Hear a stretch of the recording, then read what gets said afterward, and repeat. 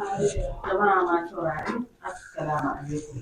Sashen Hausa, Capital FM da biyu da ɗigo tara. Muka fara gabatar muku da shirin lafiya uwar jiki. Jama'a masu saurare, barkanmu da wannan lokaci. Ina fatan mun yi lafiya. Allah mai kwa mai komai ya shige mana dukkanin al'amuranmu. Allahumma amin. Shirin namu a yau kamar yadda muka saba mukan gayyato likitoci ko jami'an kiwon lafiya don su zo su ansa mana tambayoyi akan cututtukan da suke damun al'umma. To alhamdulillah a yau ina tare da likita kai tsaye da za ta yi mana bayani akan irin yaran da ake haifa da matsala ɗin nan ko kuma waɗanda matsalar ta same su bayan an haife su.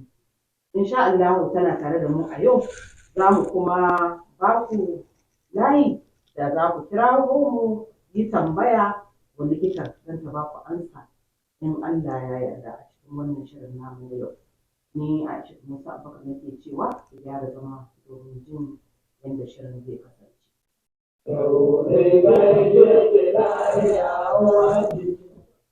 To madalla, likita sani da zuwa cikin wannan fili namu. Yawa sannu muka dai. To muna tare da sunanki wai waka mai a bakin mai ita tafi daɗi. To sunana Ibtisam Sani Suleiman kuma ni physiotherapist ce. Likita sani da zuwa a wannan fili namu na lafiya uwar jiki. Yawa sannu ka dai, na gode. To madalla, likita yau kuna biki na 'ya'yan da suke da nakasa ko lokacin haihuwa ko kafin a haife su.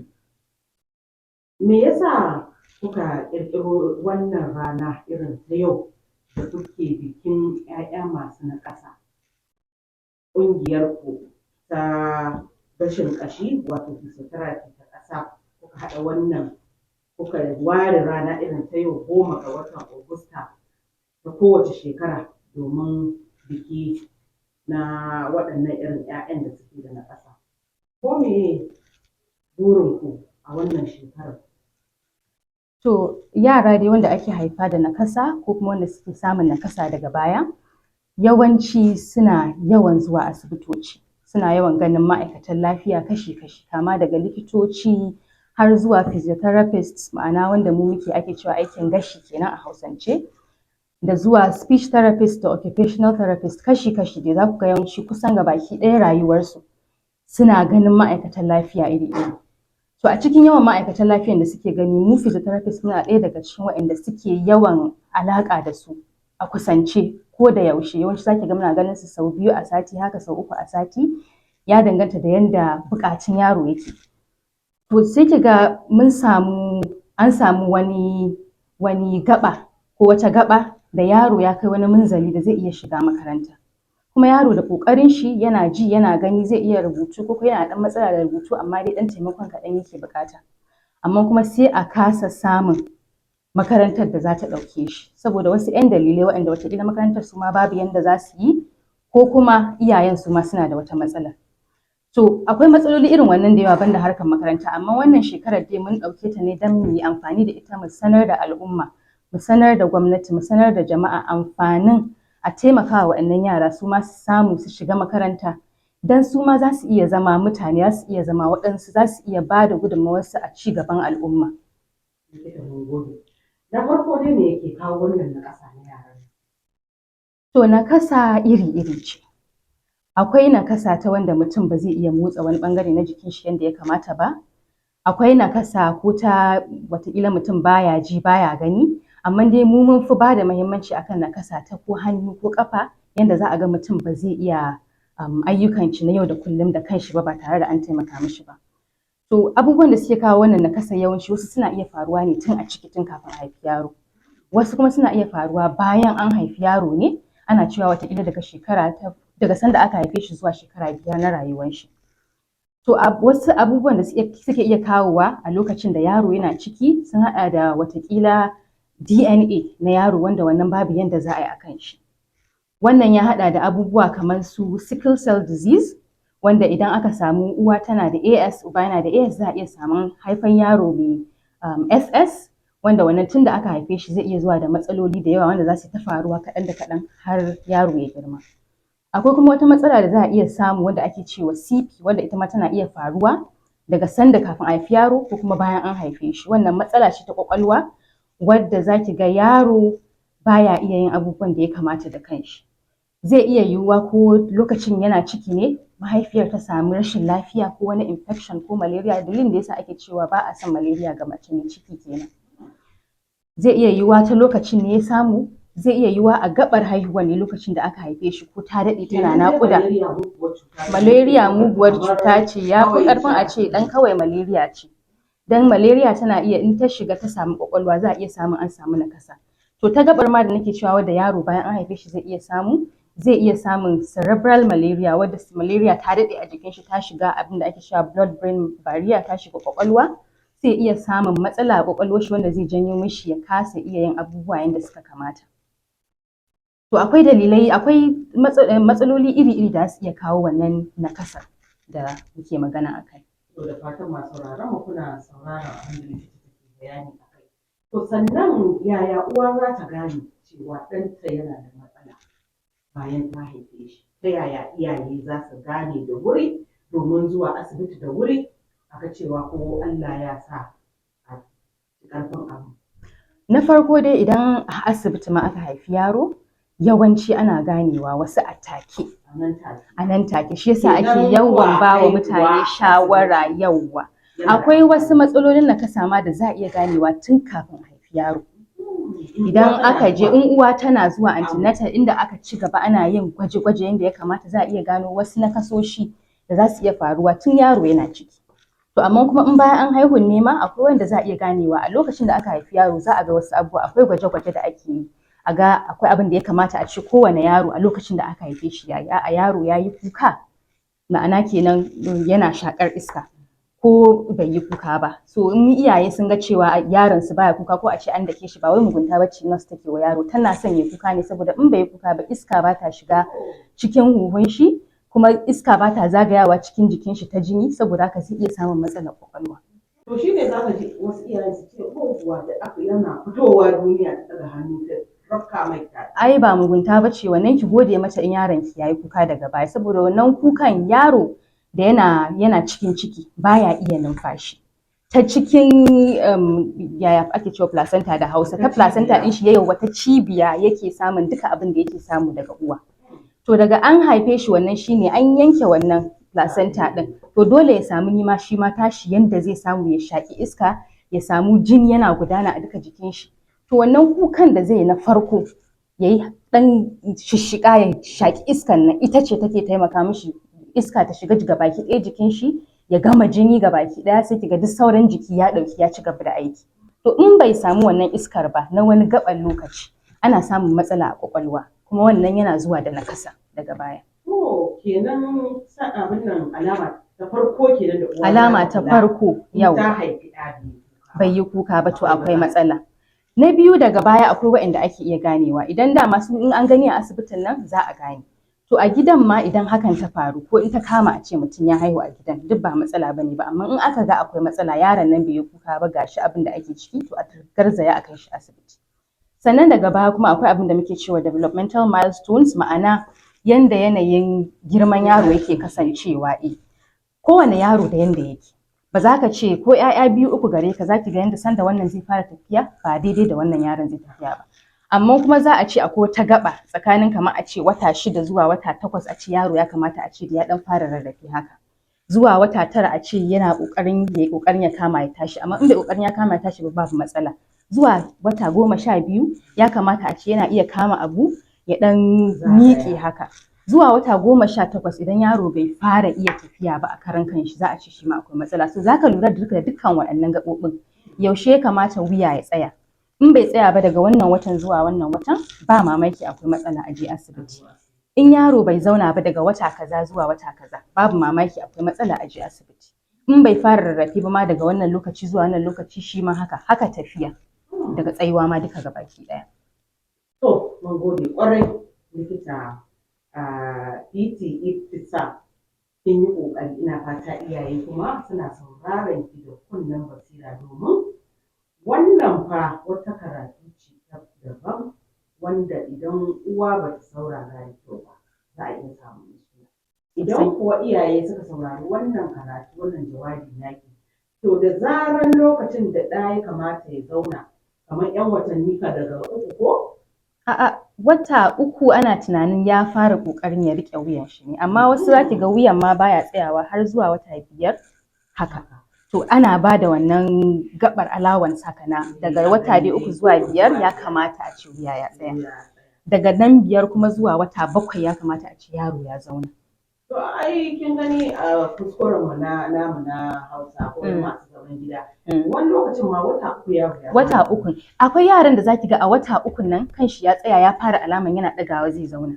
Kowa kamar yadda na ce miki kowane yaro da yanda yake yi. Zaki ga wasu musamman irin 'yan farin nan suke gan su nan da nan cip wani yaro wata 9 ya fara tafiya yana takawa ba sai an rike shi ba. Wani kuma zai kai shekara 1 nan, wani har ya kai har da irin watanni 3 wata 15 kenan haka bai taka ba. To abin da dai dama za a ce akwai matsala shine yaro a fannin tafiya da kenan ya kai wata 18 bai fara takawa da kanshi ba, to akwai matsala. To madalla likita mun gode kwarai da wannan bayani na. Sannan da yake za mu buɗe layi masu sauraron mu suna da tambaya za su yi miki, za mu ɗan yi shi a taƙaice. To idan aka samu mace da take da ɗa ya kai wannan wata 18 ɗin da ya tafiya ba, kamata ya yi ta zo asibiti. Na farko mataki na farko da ake so ta yi ta je ta ga likitan shi tukuna. Dama ya kamata duk inda ka haihu yaro yana da katin shi na asibiti, duk da inda da wata matsala za a je a kai shi nan. A je gurin likita in babu wata matsala a likitance muna cewa clinically yaro lafiyar shi kalau, to za a turo shi a ce ya zo ya yi physiotherapy a tabbatar da menene. In aka turo shi gurin mu za mu gwada mu duba mu auna akwai wata matsala, a'a ba mamaki kafar ce da wata 'yar tawaya, babu mamaki ko tsoro ne yaro yake ji. Akwai wasu wanda ake ga kawai zaki dan yawa daga nan zamu gane, in aka kawo su dai anan zamu gane cewa inda matsala in ba matsala zamu dan ringa dudduba su zuwa lokaci har a tabbatar da yaro ya fara tafiya. Akwai lokacin da ake ga wasu kawai iyayen a dan ƙara musu ƙwarin gwiwa ne su san dai cewa babu matsala, yaron su lafiya kalau ne. Amma kuma abin da nake ga mutane kullum shine kada ka bari sai sanda aka shiga halin matsala kafin ka zo asibiti. Da ka kai wata gaba da kana gani yaro ya kamata yayi abu kaza bai yi ba, gara ka zo a ce maka a matsoraciya akan ka bari sai an je an kai wani matsayi da ba za a iya yin komai akai ba, ko kuma irin zai ɗauki lokaci kafin a yi wani abu akai. To babban abin da ma muke fuskanta shine irin wa'annan yaran da za su iya zuwa ɗin da matsala, ko an samu matsala ta ƙwaƙwalwa ko wasu haka aka haife su ko daga baya suka samu, za ku ga sun yi physiotherapy sun gama sun kai wani mataki na za su iya yin abubuwa, ba kowane abu ba dai amma za su iya yin abu da kansu, kuma ya kamata su shiga makaranta. To aka zo har ka shiga makaranta kuma sai makarantu su ke karɓar su.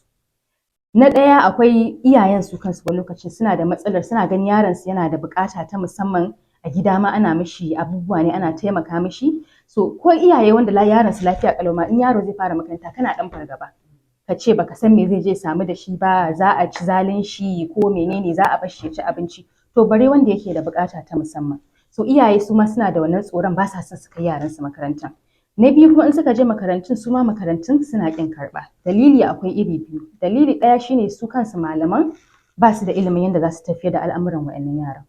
Na biyu kuma shine ko suna da ilimin watakila a yanda setting na makarantar su yake babu yanda za su yi su kula da wa'annan yaran a gurin. Yawwa in kama a cikin ga kamar yaro yana amfani da wheelchair kujera ta turawa din nan, in ma zai iya turawa da kanshi. A zuciya kin zo makaranta ga baki ɗaya ciyawa ce da duwatsu da sauransu, babu siminti, akwai matsala wajen yanda yaro zai iya ya gudanar da al'amarin shi a makaranta ko da yana iya yi a gida. To akwai matsaloli irin wannan da yawa wanda shine muke miƙa kuka, muke kira ga jama'a. Na farko mutane su san cewa akwai yara irin wannan kuma suna da ƙoƙari. Wasu ma fiye da yaran da muke gani lafiyar su kalau suna zuwa makaranta. Yara kowane yaro yake tafiya. Su zaki ga akwai waɗanda za su zo din da ɗan matsaloli na ba sa iya gane abubuwa, amma akwai da yawa kuma da zaki ga suna iya gane abubuwa, suna iya fahimtar komai, za a yi hira da su, komai nasu kamar na kowane yaro yake. Kawai dai bambancin shine su suna da ko matsala ta waya ta hannu ko ta kafa, saboda haka ba sa iya tafiyar da al'amuran su yanda ya kamata da hannu. Ba kamar yanzu yaro ba zai iya cire kayan shi baki ɗaya ba sai an taimaka mishi, ko ba zai iya je ban ɗaki ya yi tsarki da kanshi ba sai an taimaka. to irin wannan ana samun matsalar yadda za su shiga makaranta, kuma sai kiga gabaki ɗaya kin ga yaro ci gaban shi a rayuwa ya ci birki kenan. Duk da dai ba wai a makaranta ne kawai ya kamata a ce an laru ba, akwai 'yan sana'o'i na hannu, amma a sa yaro shi ma a makaranta ya shiga cikin tsarorin shi, ya san cewa shi ma yaro ne, kuma shi ma yana da 'yanci, yana da damar da ya kamata a bashi ilimi wanda zai zama mutum ya tsaya akan kafafun shi, shi ma wannan yana da muhimmanci. To shine maudu'in mu na wannan shekara. Kowace shekara muna fitar da maudu'ai, kamar wancan shekarar an tara iyaye ne na yaran, an ɗan yi faɗakar da su, an ba su ilimi, an ɗan ƙara musu ƙwarin gwiwa akan abubuwan da suke na kula da yaran su da shawarwarin da za su gudanar da al'amuran yaran nasu. To wannan karin kuma saboda yanda abubuwan suke, kuma matsala ce ba wai a nan ƙasar kawai ba, muna da ita a ƙasashe da yawa a Afirka har wasu ƙasashen ma, amma dai akwai matsalar sosai a nan. Sai kiga kwata-kwata an aje su ba sa zuwa makarantar, kuma shikenan yaro gabaki ɗaya ya ƙare a zama kawai a gida. To likita, ko in ce yadda kika ce a kira ki PT Iktisam. Na gode kwarai da wannan bayani. Fatan masu sauraron mu suna sauraro da kunnen basira kuma za su ɗauki shawarwari. To yanzu za mu buɗe layi saboda masu sauraron mu su bugo su tambayi tambayoyin da suke da shi akan wannan maudu'in da muke tattaunawa. To likita, idan aka zo asibiti ana samun waraka da irin waɗannan 'ya'yan? To waraka ya danganta da me muka ɗauka a matsayin waraka. Waraka na iya nufin gabaki ɗaya mutum wannan matsalar da yake da ita ta kau. Bari mu ji wa ke kira. Assalamu alaikum. Alaikum assalam. Da wa muke magana? Assalamu alaikum. Alaikum assalam. Da wa muke magana? Alaikum assalam. Muna jin ka. Muna jin ka. Da wa muke magana? To shikenan, mai tambaya dai layi ta katse. Kuma ga wani akan layi. Bari to ai ta kokarin neman mu dai, insha Allah za a same mu. Kuna tare da sashen Hausa.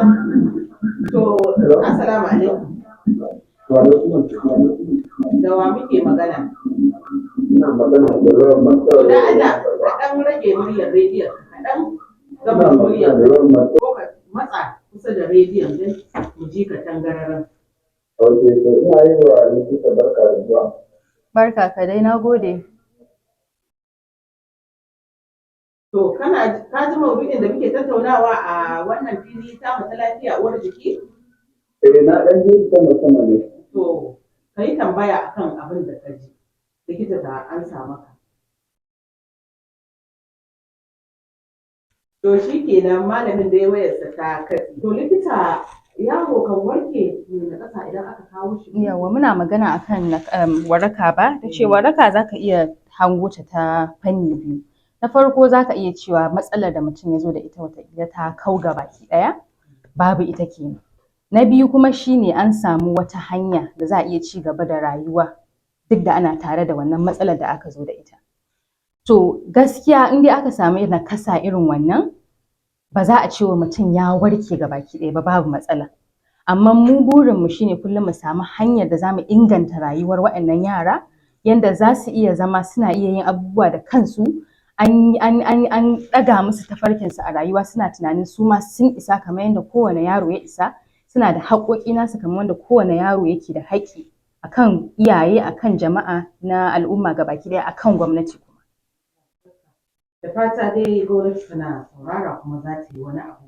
Kamar dai a burin ku ko nan gaba abin da kuke tunani shine idan gwamnati za ta yi ƙoƙari ƙila ta gina ma waɗannan yara makarantu na musamman domin su. Mu abin da muke so ma ba ma makarantu na musamman ɗin ba. Makarantu, a gina makarantu gabaki ɗaya na yara, yanda yaro wanda yake da nakasa zai iya zuwa cikin kowane irin yaro ya shiga ya rayuwar shi. A haka ma kin ga mun riga mun canja tunaninmu na kan cewa su dole sai an ware su gefe kaɗan, wanda zai sa su ringa tunanin to su me suka kasa, sun kasa ta wani fannin ko ta wani ɓangaren kenan. To wannan ma zai taimaka wa al'umma. Alaikum assalam. Dan Allah ka dan rage karar rediyon ko ka kauce daga rediyon dan mu. Na gode. Yi tambayan ka, da wa muke magana? Alhamdulillah. Wa yake magana? Alhamdulillah. Daga ina kake kira kuma wa yake magana? To daga nan Abuja yake kira sunana kuma Yasir. Yasir, Eh, Malam Yasir, ka yi tambayar ka akan maudu'in da muke tattaunawa a yau. ina da yaro sunan shi Ibrahim. To, Na haife shi ne gaskiya to bai da kanar-kanar haka jikin shi da kowace ma haka so ma ba zai iya yi ba sosai. Kowane lokaci kuma bacci daga abinci ne sai bacci. yana baya iya motsa jikinsa kace? A yana motsa jikinsa. Mm. Amma dai yanayin idan tashi aka yi aiki yadda ya kamata da kowane ɗan namiji yaro ya iya yi to shi baya irin kanar-kanar na haka. Yaron ka shekarar shi nawa? Yanzu zai kai shekara irin 15. Kwata-kwata tun da aka haife shi haka yake? A da dai can yi lokacin da yana da yaro yana da kanar-kanar amma sai daga baya abin da ya samu. To abin da zan ba da shawara shine a je gurin likita a tabbatar da menene matsalar ko in akwai ma matsala. Saboda wani lokacin yaro ya daina kazar-kazar zaka ga canji ne wataƙila na yanayi ko na ya fara shekara 10 lokaci? Shekara 10. 12 yau wato ko ya fara kawo wani munzali na balaga so sai ka ga yanda yake da ya ɗan canja. To amma dan a tabbatar da babu matsala gara a je asibiti gara a ce a'a ka je babu matsala akan ka bari sai abin ya kai wani munzalin da ba za a iya yin komai a kai ba. A je a tabbatar da cewa babu matsala tukunna in yaso daga nan kaga kai kanka hankalinka ya kwanta. To, mun gode kwarai da wannan Bayan bayani. da sosai Ta Allah ya ƙara lafiya. To, madalla kuna tare da sashen Hausa Capital FM mita 92.9.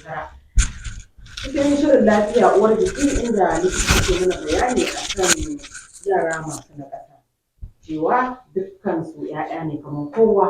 To shikenan likita idan aka zo asibiti idan ma ba an samu waraka za a iya samun waraka kuma za a iya samun mafita.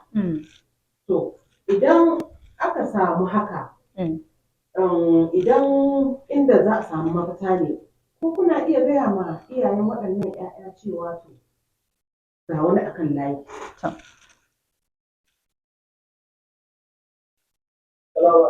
Alaikum salam to a gurguje minti ɗaya dai muka baka ka yi mana magana da wa muke magana da kuma ina. Assalamu alaikum.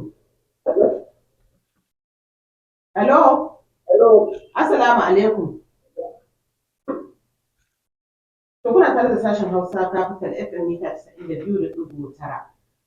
Kamar yadda masu sauraron mu kuka saurari sashen Hausa Capital FM mita 92.9 a cikin shirin lafiya uwar jiki.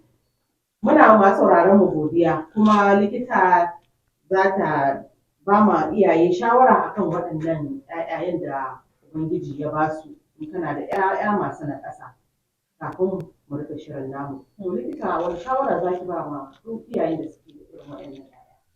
To shawara ta ga iyaye masu waɗannan 'ya'ya shine su jajirce kan haƙoƙin yaransu. Su ɗauka cewa kyauta ce Allah ya ba su kuma jarabawa ce da yake musu akan waɗannan yara. Kuma su ɗauka cewa su ma waɗannan yaran suna da haƙoƙi daidai da yaransu waɗanda suke ganin suna da lafiya. Ba kuma iyayen yara kawai ba masu wannan nakasa, al'umma ma gabaki ɗaya. A'a kina da maƙociya mai yaro mai irin wannan matsalar ko kana da maƙoci mai yaro mai irin wannan matsalar. Kar ka ce za ka hana yaranka wasa da su saboda kana tunanin a'a wani abun bugun aljanu. Wasu suna wannan tunanin. A ce ko bugun aljanu ne ko wasu sai a ce ma a addinance wai ko ba mamaki iyayen sun yi wani laifi da shi yasa ake Allah yake wannan ɗin su hora su da 'ya'ya marasa lafiya. To da fatan iyaye kun dai wannan nasiha duk 'ya'yan da kuka samu kyauta ne daga wajen Ubangiji kuma haka Allah yake yin lamarinsa a karɓa da hannu biyu Allah ya mana maganin dukkan wani larura. To jama'a masu sauraron mu a nan muka kawo ƙarshen wannan shirin namu na lafiya uwar jiki sai wani mako idan Allah kai mu za ku ji mu ɗauke da wani sabon shirin. A madadin likitan da ta ansa mana tambayoyi a yau. Ibtisam Sani Suleiman. Sai abokiyar aikinta da ta rakota. Amma Gloria. To na gode muku likitocin da suka ansa mana tambayoyi a yau daga National Hospital Abuja wato asibitin ƙasa. Kuma mun gode da kuka gayyace mu ka ba mu damar mu faɗakar da jama'a kan wannan al'amari. Ni Aisha Musa Abubakar da na jara gaban shirin nake cewa mu huta lafiya.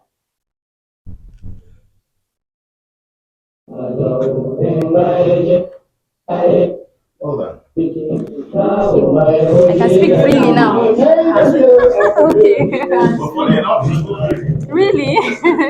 No, but you know, like it's your first time? second. The first one was last. Thank you.